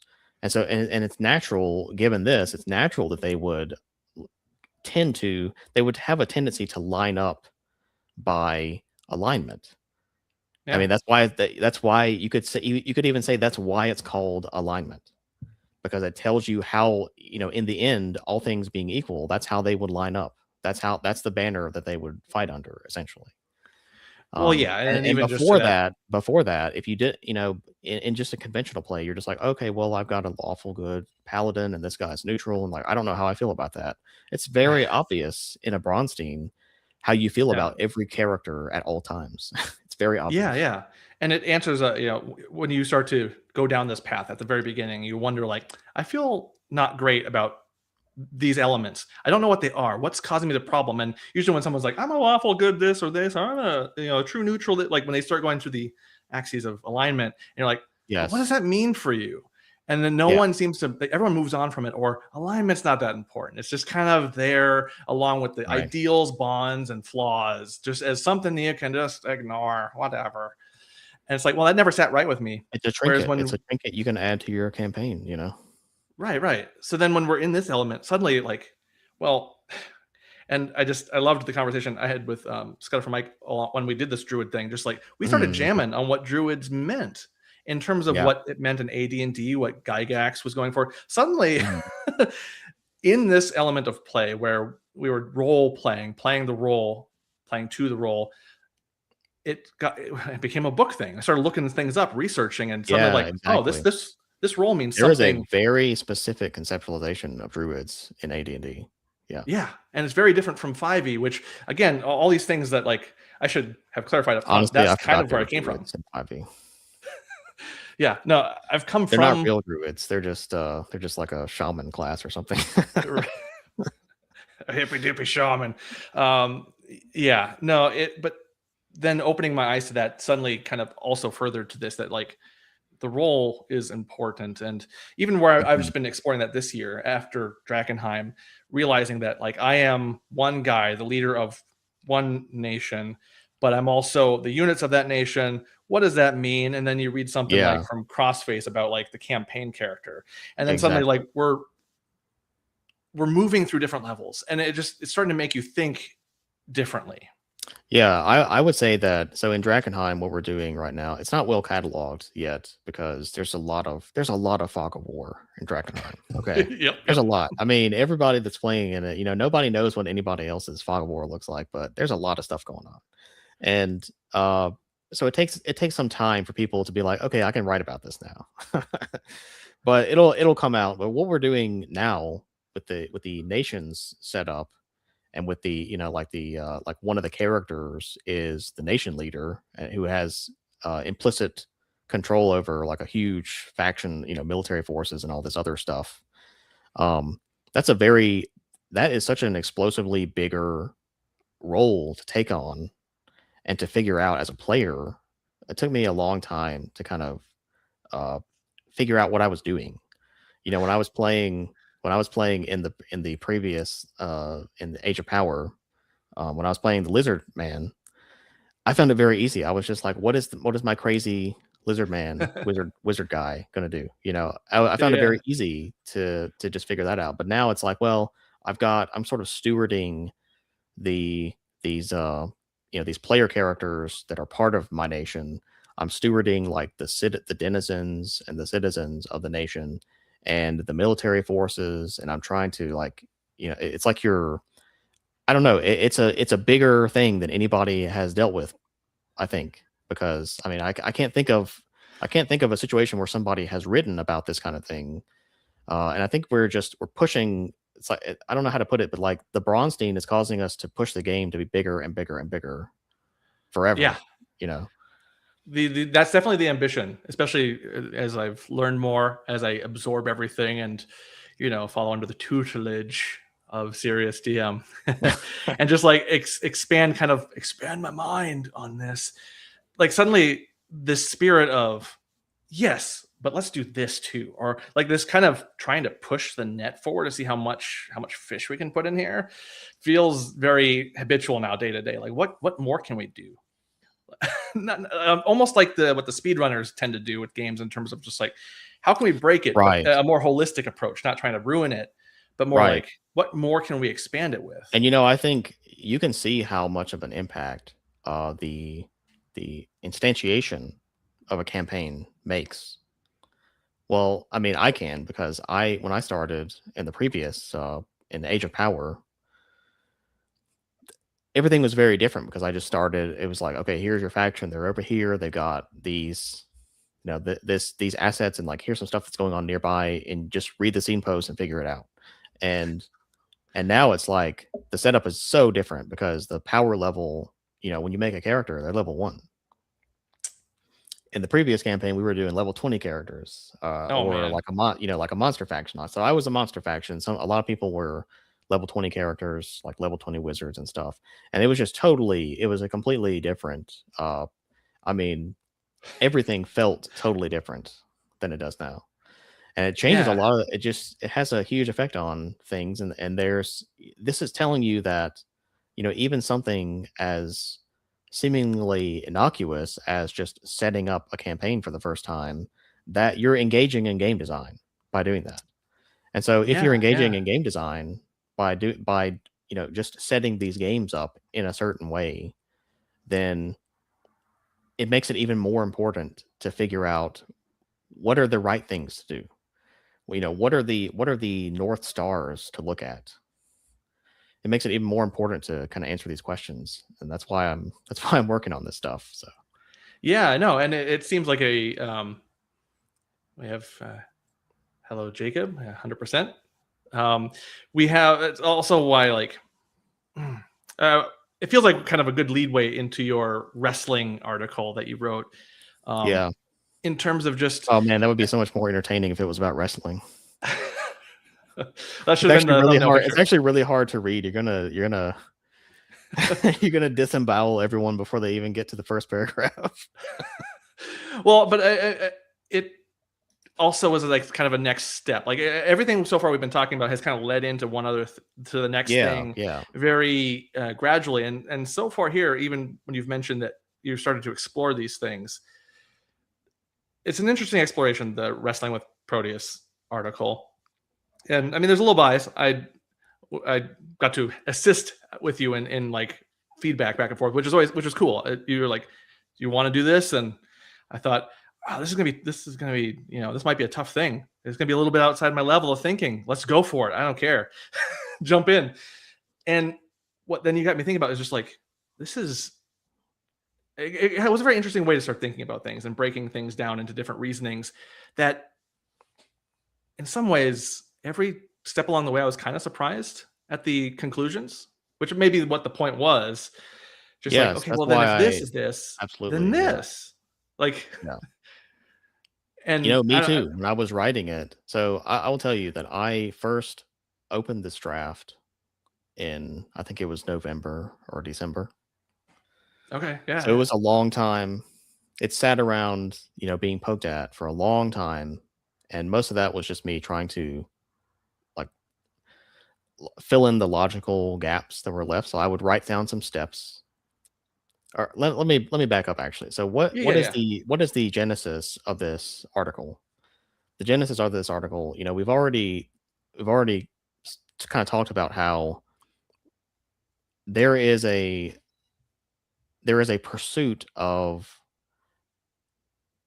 like a terminological space for RPGs that is completely unambiguous, where we can talk about all the individual elements and actions and activities, whatever that happens in the course of interacting with an RPG, uh, without any confusion, without any possibility for confusion.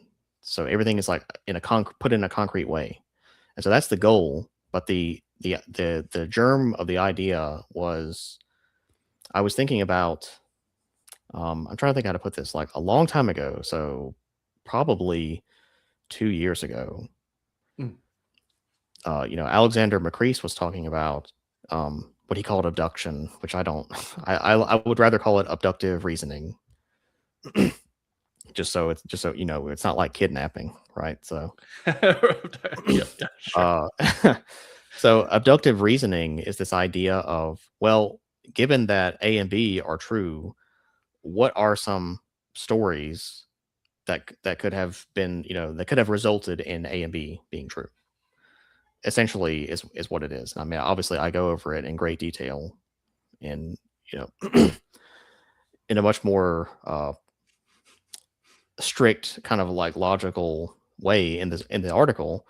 But um Jeffro, about like around the same time, was talking about this concept as well, and he was saying, well, the like abductive reasoning comes in uh paired with apophenia.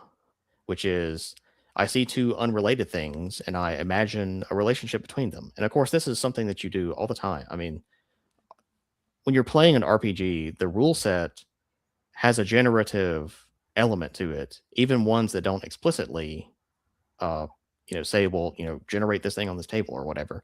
Even Right, ones that right. don't explicitly do that, it's like stuff happens in the world, and as a result, the rules imply that this other thing is going on. Yeah. Or it's like there are implications everywhere that you can just basically take as a fact because the implication is so it's like undeniable. It's like that's obviously this means this. And when you're confronted with two distinct things like at the same time, you're are this is a hobby, like this is an activity where we're imagining things happening in a world. So of course our imagination our imagination is what am I trying to say? It's like we're already running away with ideas. So when we see two unrelated things or things that are not necessarily related, we think, oh, well, why am I seeing A and B at the same time? Well, it must be Right, yeah. because there's some kind of link between them. And this Yeah. process is called apophenia. I mean, that's not exactly what it means. It's sort of more of a medical term about related to we might call confabulation. But anyway, disregard that. So the process of like apophenia, which is okay, the game generates gameplay or the rule set or whatever generates some stuff, right? It generates some kind of A, and then I'm in a situation that's B. And now, like the question is, why is A coming up right now? You immediately think that. You automatically think that. You're already kind of imagining what's happening in the world. When somebody says, "Oh, I tap my foot on the stone," what sound does it make? You're already trying to imagine, like you're filling in the blanks, let's say. And apophenia is a way of filling in the blanks between, sort of like filling in the blanks of causality between two things. And Yeah. abductive reasoning is used kind of after the fact to say, well, given that I see this link between A and B, what is the explanation? Like, why did this chain of events happen? Why did this come about? And whenever you see that A is true and B is true, there are implications behind that. It's like if I go outside and the grass is wet and the lawn is wet, like the driveway is wet. I don't think, okay, well, somebody dropped a big water balloon on my. Right. The FedEx guy didn't have a big bladder. We're not It's like, like there are sometimes implications that suggest themselves strongly to you, yeah. and this process of abductive reasoning is basically like, how should I put this? It's like you're extending backwards a little bit to Mhm. build the story, the incomplete story of your campaign of what's happened so far. Yeah, and as you've written it, it's a continual process, which Yes, there's a as you're saying continual this, like you're kind cycle. of making me think of our very beginning to the one-to-one time thing and how we didn't want to Yes. look back and backfill too deeply because as a referee, that would be so difficult, to Yes. backfill 150 days, which Yeah. you can't do that apophenia and abductive reasoning in a cluster of 150 days without dying. Um, Yes. I didn't but if I you're didn't go over this, but I did a bunch of how should I put this? I wrote this article initially in a much more like formalized, like mathematically rigorous way. Kind of partially for myself, but I did some what you might call calculations, and I was like, how many steps back can I go? And it gets very complex. If you're trying to write out the process of what's happening in a representative way, it's a very complex process that we do that automatically. We sort of imagine things in a kind of uh, like we intuitively imagine things. We're not just like a data center or whatever right, trying right. to trying to crunch whatever the correct answer is. We don't operate like that. So, um, But yeah, I mean, if you try to go too far back, then it becomes a problem. But if you're sort of doing these things all the time, then like if you're doing it from day one, then what happens is that you're actually filling in the campaign. You're Yeah. filling in the campaign, what I call the campaign canon, like the canonized events that we take as fact, that we take as like these are anchor points that you can rely on. You know, these are this is what happened. And by relating, you know, when you see something later, you're like, oh, that seems like it's probably related to that thing I saw earlier. Now you've linked those two together, and you're sort of what am I trying to say? You're just like constantly explaining what has happened and what is happening in the campaign.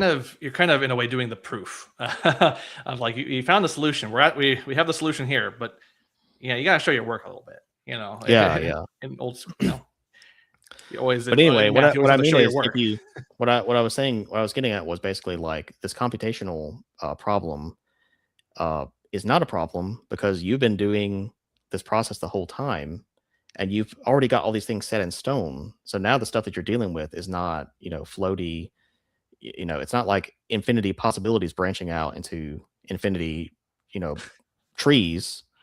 Right. You're not like at the bottom of a thousand branch binary tree or whatever.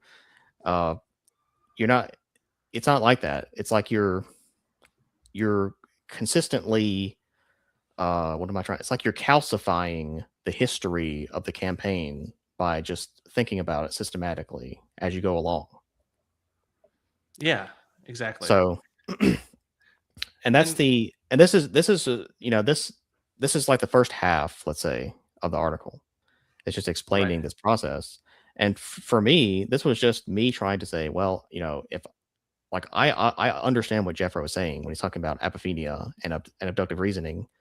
I understand how those play, like especially during a session, you're just kind of you're confronted by stuff and you're making up connections and you're like thinking like, well, how does that happen? You know, how does this weird thing happen? You're already doing this. And I was thinking, like, nobody's ever written out formally how this happens. And so this was yeah. just an attempt to describe how like what is happening. And by writing it down in this elaborated way, then it's like now okay, now it's written down. I can just look at it. I can just reference it. And I can think about situations and see if I can draw conclusions. And I found that I could draw a lot of conclusions from the structure that was in there. Yeah, even and so, like you said, we've only been doing the first half of your article, just kind of in passing. But even as a reader, also all of a sudden, like, oh, I can I can think of this now in a term that's very solid, Yeah. and not this amorphous thing that like you said, we all kind of do this in our games, Right. but you don't It's like like you do it actually have any. intuitively, but now you know like you can sort of break it up mentally into different steps. Yeah. And the reason you can do it, I mean, what am I trying to say? The steps are not arbitrary. Like you have to you kind of Oh. you have to follow the steps. You don't have a choice. Like it doesn't any other thing that you did uh would result in nonsense and contradictions, right? Well, right, and people who are having trouble with their campaigns or even, you know, their games in general, they're hitting these things, and that's the like you're suddenly able to see like, oh, I have a formula I can work through. Here's this. Oh, this is where I've been getting it wrong, and that's kind of been a few areas in this first half where I've just been like, oh, okay, if I'm thinking about it this way that you've put forward in this formula, oh, I see. I'm having some trouble here sometimes. And then like it's a way to almost like diagnose, troubleshoot, Right. I because see what you're they saying. like with Like a bunch of tech. maybe there's a certain step in the process where you're finding you're getting hung up on, and you can think about that particular process and why it is that you might be getting hung up on it. I see what you're Yeah, yeah, for sure. And because I'll have that a lot where if I'm trying to learn something, approach something, and something goes wrong, maybe it's a coding thing or something along those lines, where the end result doesn't happen right. It just is not saying. good. And you're like, oh, okay, well, I did everything to the step.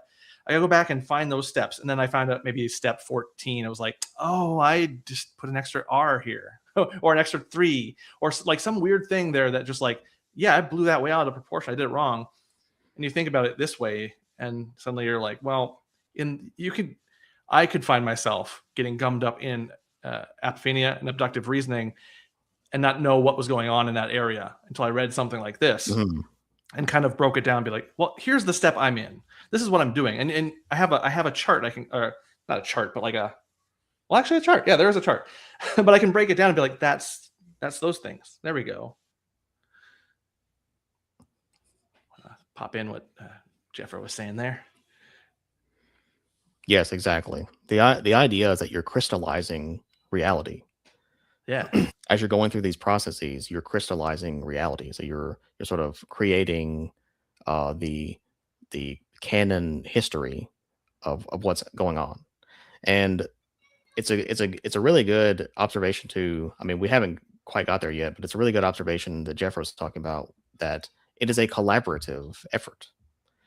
That even though one person is imbued with the ability to make the decisions at each step, it the way that it plays out, it's a collaborative effort. It's like everybody is like, well, like the players think of something, and the referee says, well, that sounds like a good idea. That makes a lot of sense in this instance. He just goes with it. So now it's become the reality. Oh yeah, and these kind of things happen naturally. It's like what am I trying to say? It's like this is it's sort of an encoding of the fact that you are truly, in every meaningful sense, you are imagining the second world all together in a collaborative fashion. Yeah, it's that example exactly of just like the collaborative thing means that sometimes the other players have a good idea and that overwrites it, because it's like, well, no, that actually makes more sense than what I was trying to do. But you have no words, you have no verbs, you have no terminology, no formula, no structure to that phenomenon other than. And on the concept of the structure, like initially when I was writing this, I was thinking that I had this idea that like apophenia and the abductive reasoning were working like simultaneously together.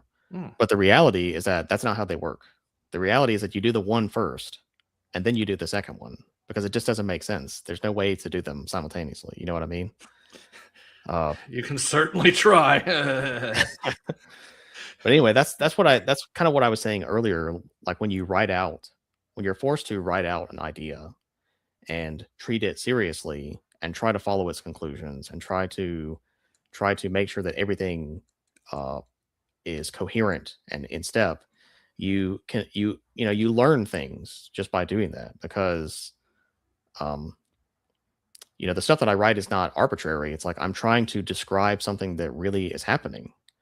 And by forcing myself to write it down and to try to figure out the structure of it and what was happening, I realized that there's this like step-by-step structure to it. Yeah. It just ties back to the kind of the very beginning of it all, where it's like, yeah, no, you have to wrestle with it. And the only way you can wrestle with it isn't just to sit there and stare into space. Eventually you have to be serious about it and kind of approach it in a very methodical and purposeful sort of way. And I think that's kind of what stuck with me through reading this, is just working through it. I think even when we were talking about it earlier, really it was like that I was really excited about that. I was able to describe this process in what I believe is a complete manner. Like I don't think I missed anything. I think I've got everything there. I could always come back later and say, oh, I forgot something. I missed this element or whatever, but I think I have everything. But that was my only goal. But then I realized I could draw a bunch of conclusions from this structure. And one of the most exciting things for me, or the most interesting conclusions I drew, was that this process shows you like how diffusion and convergence differ and what effect they have on the campaign, like in a more, not in an explicit way, because it would be too arduous to explicitly write all these things down. Right, But right. by using these kind of like representative examples, you can understand that how diffusion in a campaign will result in a different structure of the campaign canon than convergence will. Yeah. Yeah, no, and I'm still figuring it out myself, even just as I play in Drakenheim, and as I absorb these ideas and kind of start to grapple with them, like I'm still working on it. So that's kind of the first half is kind of like setting up this process, this formula to work through, and Mhm. then the kind of the back half is feels like we're working it now. Now it's time to work it, deal with the thing, and wrestle with it a bit. Yeah, to Um, see what it's saying, right? It's like it's like if you uncovered, yeah, you dug up a Greek statue or something. So just digging up the statue and like cleaning off all the pieces of it and making sure you've unearthed it, it's like oh, we forgot to unearth this tail. The thing has a tail or whatever. Um, once you have unearthed it, then you can study it. You can say, well, here it is. What does this part mean? What does that part mean? What are the? It's like you can draw all these conclusions from it. I think it was an interesting. It was something not something I expected. Like I said, I was originally just after the descriptive setup so that I could clarify for myself what was like what we're actually talking about when we use these terms like apophenia and abductive reasoning. Like what do we actually mean and what are we actually saying? Like what's actually happening? But yeah, obviously there's a lot after that. yeah, no, like I said, we've kind of mostly tackled the kind of the first part, and I'm just scanning through it. Like as you start to get into the second half and you're working it, you bring in Goss and Scene, which we've been Mm. you and I've been playing in that in Drakenheim, and Yes. Yeah. you've been in it longer than I have. So I'm still like I am new to this game, so to Mhm. speak. But then you get into like the simulationism and Bronze. Like there's a lot here, and not to be overwhelming, but I highly recommend anyone just jump in, just get to it, like dive in, because it seems like with all this, we get the one time the conceptualization, like kind of as we go through all this, everything is a journey of these steps, trying to define it, to navigate it in such a way that we can join together and be talking a common language, an alignment language, as it were, um, and just to explore it in a way that is, I'm going to be a little harsh, but is more than a dumb hobby. That at a certain Yeah, point, to apply some serious thinking to it. Yeah. and the major thing, yeah, is Well, I mean, we've already shown that even if you apply a little bit of serious thinking, you can. We've already changed the hobby. Like we've already now there's an entire other entity that is more worthy of being called an RPG, and that is a Bronstein. There is an yeah, entire other entity which was just gone, for 40 plus years. It was gone, and now just with a little bit of serious treatment, it's all back, and it's bigger than it's ever been. Even in sort of the past where they were really excited about it. The sort of founding figures of the hobby were really excited about Bronsteins, like Dave Arneson and Gygax. Um, but I mean, it's way bigger now than it was back then. Like how many Bronsteins are there? There's two really huge uh, campaigns already set up. There's been so many attempts to like I remember Oriental Adventurers just got to like 75 people in a day oh geez, the day oh that he geez, announced it. And it was one of those like experiments along the way of trying to figure all this stuff out. But I mean, there's so much stuff here. There's so much excitement and so much what am I trying to say, like vitality in this hobby now that just would not have been there. And all it took was a little bit. It didn't even take that much. It just took a few serious steps. Yeah, exactly. yeah, Yes, and exactly. There's exactly what Jeffro said. There's been more Bronstein development in the 2020s than there was in the 1970s. 100%. And what's kind of exciting for me in this is that it's not a thing that is done. And I'm going to kind of Yeah, unpack that a little absolutely. bit, because in conventional play, everything is a foregone conclusion. Everything is, this is what it is. Just Here's the talk to thing your you gotta players. know. Just This is it. ask your DM. Right. This is the done deal. There's nothing more. There's no discovery. And after a while of that, you're like, well, this feels stagnant. I feel stuck. And Jeffro had mentioned something. I forget exactly the context of what it was in Substack. I was saying something, but he mentioned that maybe I was wrestling with scene or something along those lines, and it was like, this is still new stuff, relatively speaking. We're not done exploring it. This isn't done. Yeah. Because I kind of have this sort of worry that like everything's all figured out. I gotta Yeah, catch up. scene is kind of like, it's sort of like a just really good intuition plus kind of accident, and it just is a magic. It's like a magic potion that just fixes the logistical issues of having 50 people in a campaign. Yeah. And in a huge campaign world that's active and all kind of stuff going on. It's just a magical fix that makes all that work without killing the referee. Right. Well, because So yeah, I mean, I was almost dead and as a Jeffro's referee. absolutely right, and that's one of the we're talking about like um how should I put this? We're talking about like this is the proving grounds. Okay, Mm, one of the reasons that Bronstein is a serious development is because first of all, it just caught on fire. There were so many people trying it. Like, why would people try this if there was nothing to it? right. If Right. there was no magic to it, like why would it keep spreading and why would it keep going? Even though it had these big problems, it would just kill the referee. Like they would have these like explosive, dramatic kind of crash outs and whatever. But But you Yeah. can tell Yeah. that it's new because, I mean, Gauss was a huge upgrade. Like the idea that was presented. I mean, unfortunately, I didn't hear about Gauss until um, Umbros, and I mean, by that time we were like months and months. We were like 6 months into Drakenheim, maybe even farther than that. And we were doing scene at the time, and nobody is cataloging what's happening in Drakenheim until it's over because I mean, Right. how the fog of war. It's like people are trying to, we're holding it close until some big dividing line hits, Right. Right. and And the then only we can only say, little things yeah, can slip through, just like the sorceress slam, like that didn't break yeah, any fog of war because it was a silly story. And it was like, so that was it. But like that was it. That was as far as that. I can't tell anything more, and yeah, I've got yeah. lots to tell. Well, no comment. uh,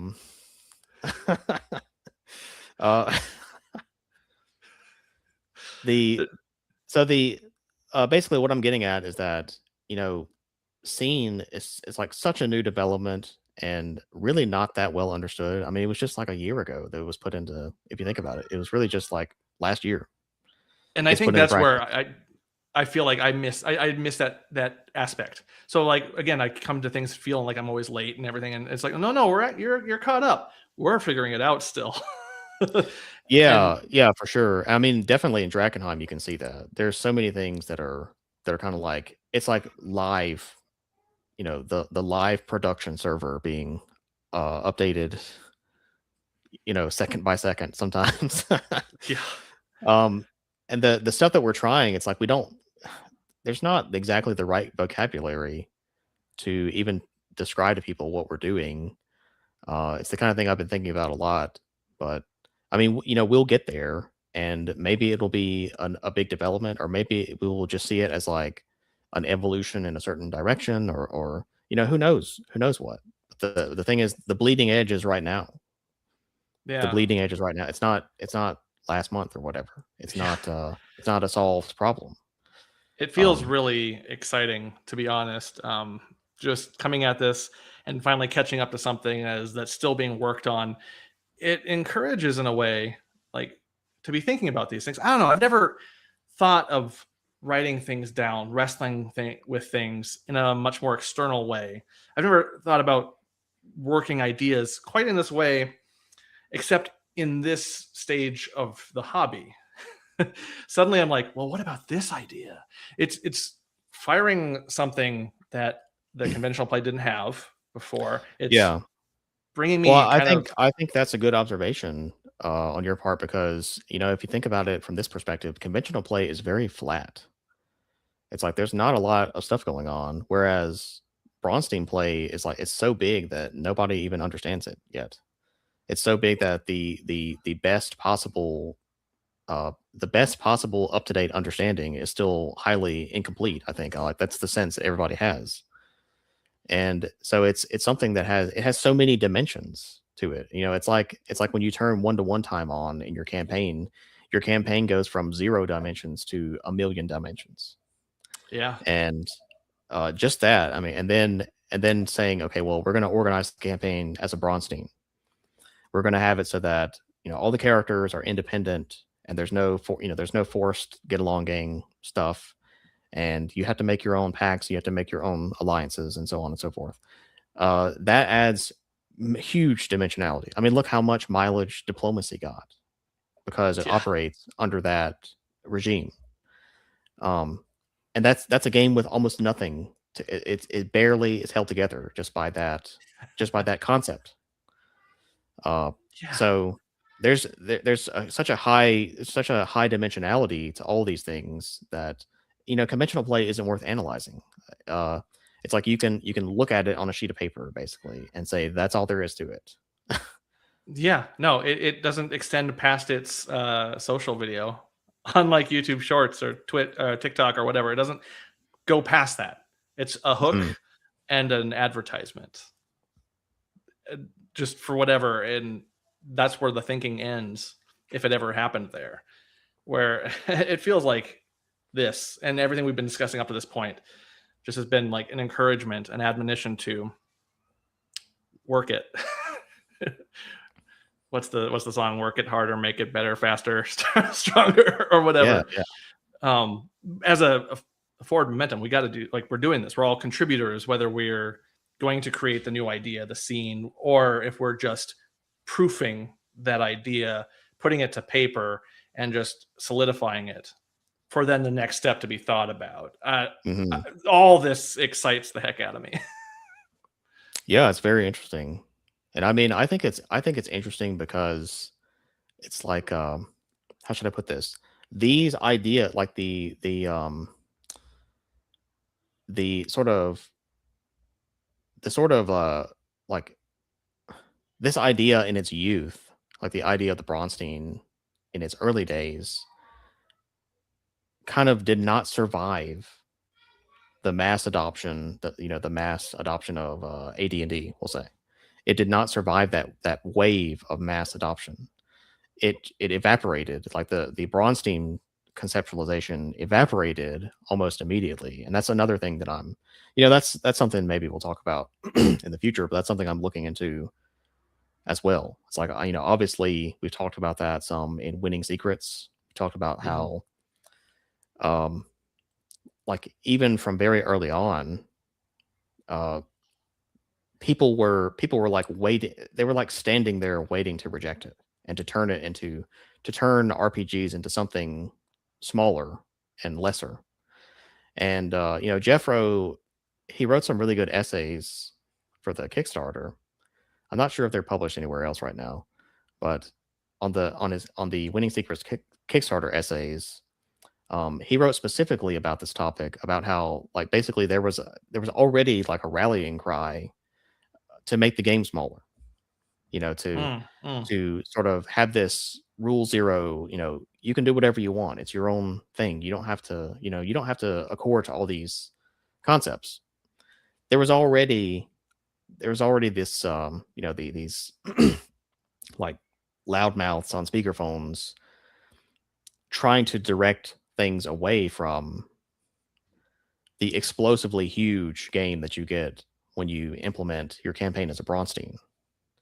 And it's a mysterious thing, but it's something that we're looking into. Yeah. And yeah, I mean, obviously we could go on at length and not even scratch the surface, which I mean, at the end of this, I'll feel like, oh man, we could have been talking about so much more. But I mean, we also have our lives and, you know, normal bedtimes and things. So I figure we'll kind of wrap it up here. And I would say if Yeah. there's anything else you kind of want to if like some last things maybe that we missed that need to kind of be touched on before we go, that'd be great. Otherwise, if there's anything else you want to point to, obviously we've talked about I it a think it lot. was a good. There's always like whenever we get together to discuss something in this like realm of the hobby, there's always a question of like who the audience is. Are we trying to reach new people? And I try to have something for everybody. I try to talk about things, in an organized way that appeals to people who are familiar with conventional play, and so they know that like I've been there. I know what it's like. I know what goes on there, and there's something completely different. And I would just say that you don't have to stay there. If you're the kind of person who's played RPGs for years and you think they're kind of boring and maybe you got out of it later, you should try Braunstein's. You should try a Braunstein campaign.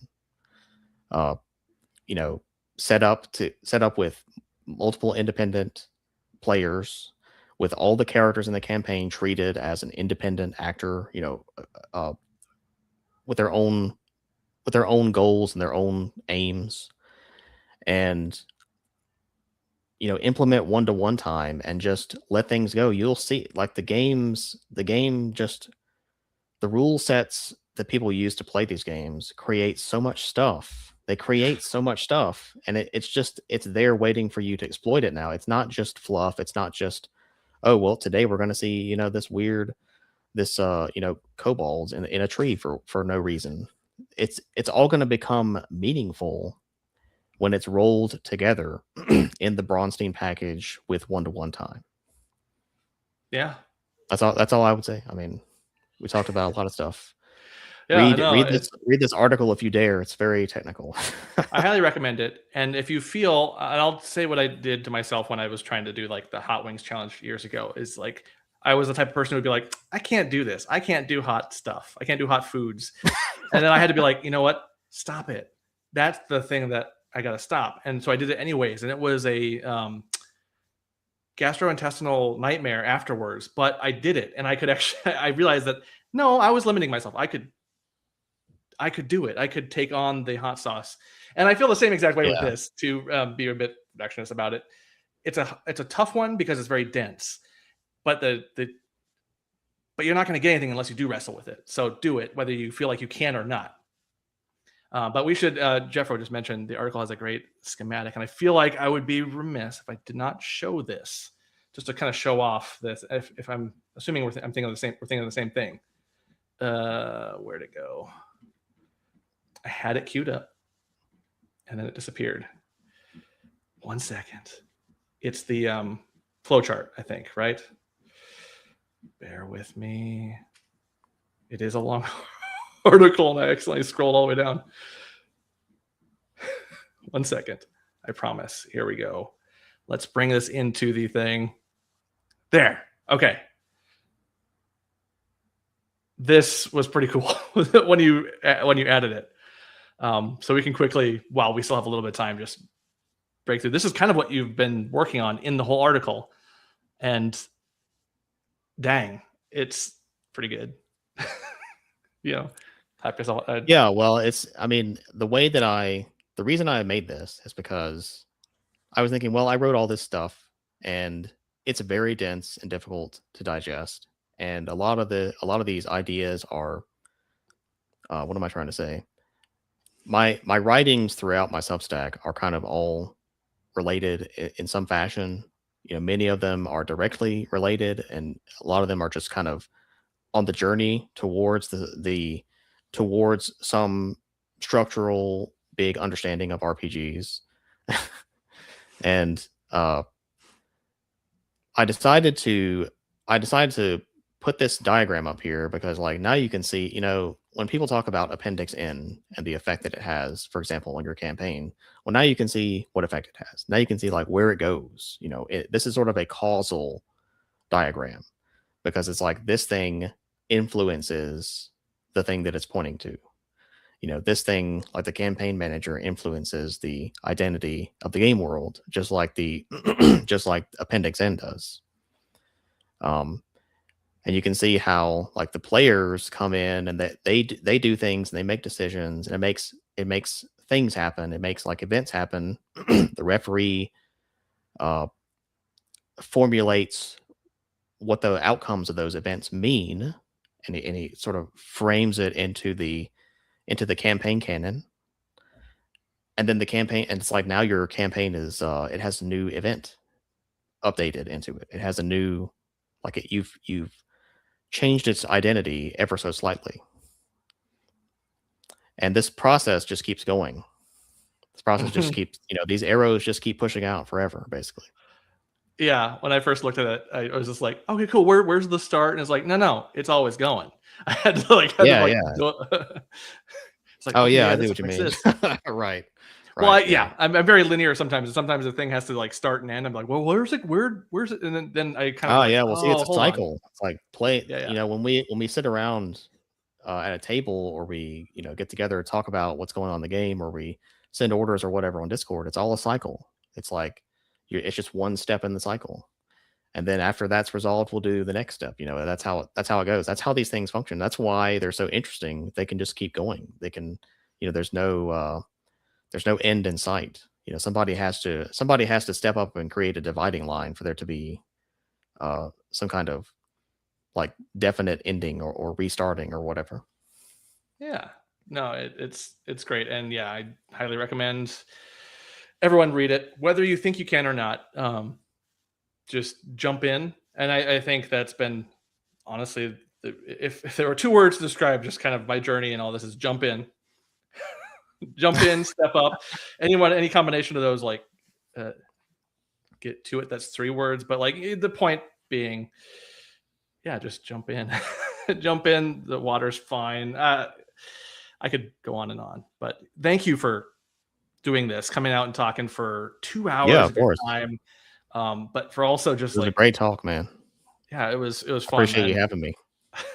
And thanks for the article, like starting on it, because it is a journey. And I know even on my like lesser end of things, wrestling with a writing can be very isolated and very hard.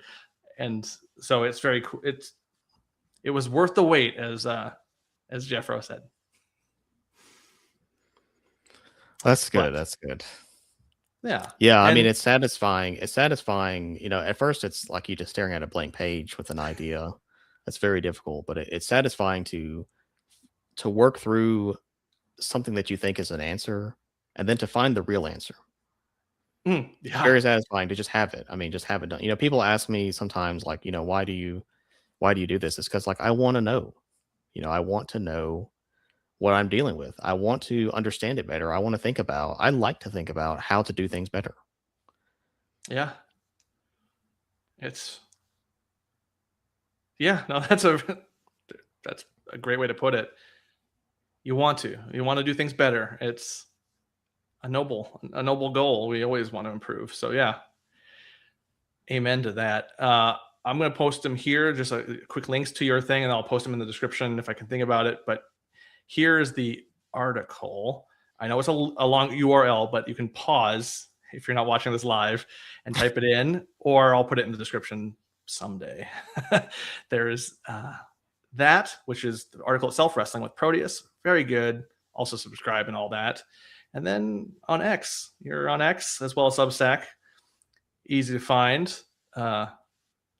And as long as you're in good faith, easy to engage with, right? Oh yeah, it's easy to get in touch with me. Yeah.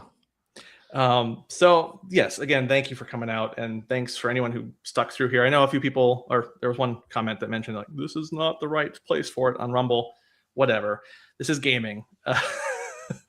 But thank you for coming out. Yeah, maybe he should write an article about the terminology they use. They should read the article. Like, just there you go. But I will leave you to it. And let's see. As I always do, I always have a trouble coming to the end of these things by pushing buttons. I kind of get a little old.